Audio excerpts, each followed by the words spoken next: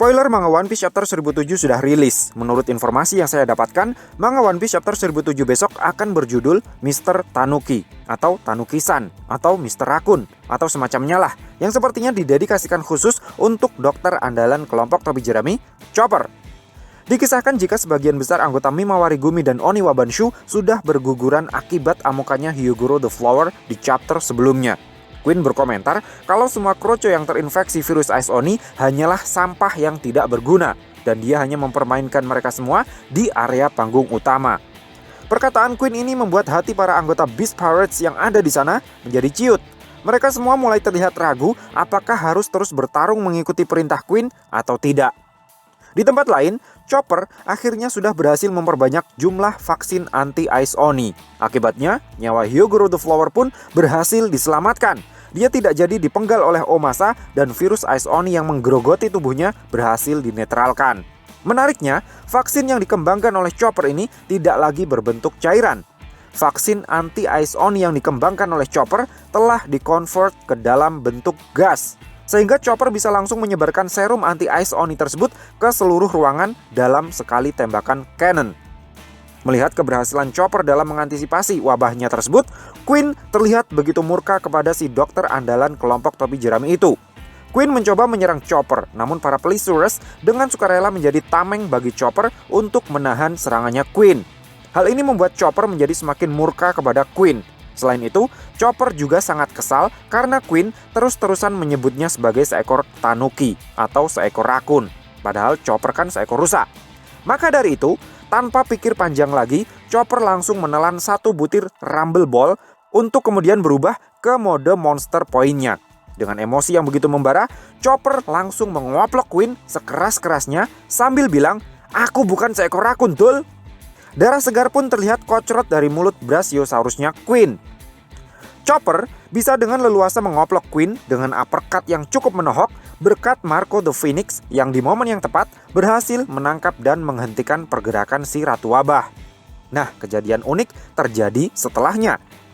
Begitu mendengar Chopper begitu murka karena Queen terus-terusan memanggil dirinya dengan sebutan rakun, Marco dan para bajak laut lain yang ada di area panggung utama, yang sebenarnya juga salah mengira kalau Chopper adalah seekor rakun, meminta maaf secara berjamaah kepada Chopper.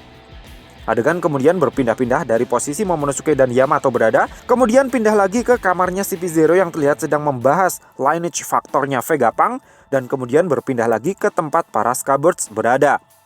Dalam percakapannya, salah seorang agen CP0 bercerita kalau Vegapunk dulu pernah melakukan penelitian terhadap tubuh Kaido di saat sang raja binatang buas itu menjadi tahanannya angkatan laut.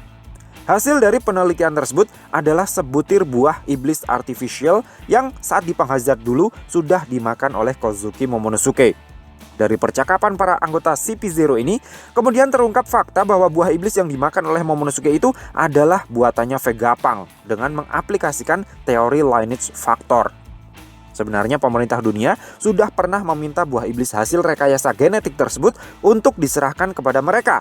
Namun Vegapunk menolaknya dengan mengatakan kalau artificial devil fruit yang dihasilkannya itu adalah sebuah kegagalan. Meskipun masih belum dijelaskan kegagalan macam apa yang dimaksudkan oleh ilmuwan paling jenius di dunia One Piece itu.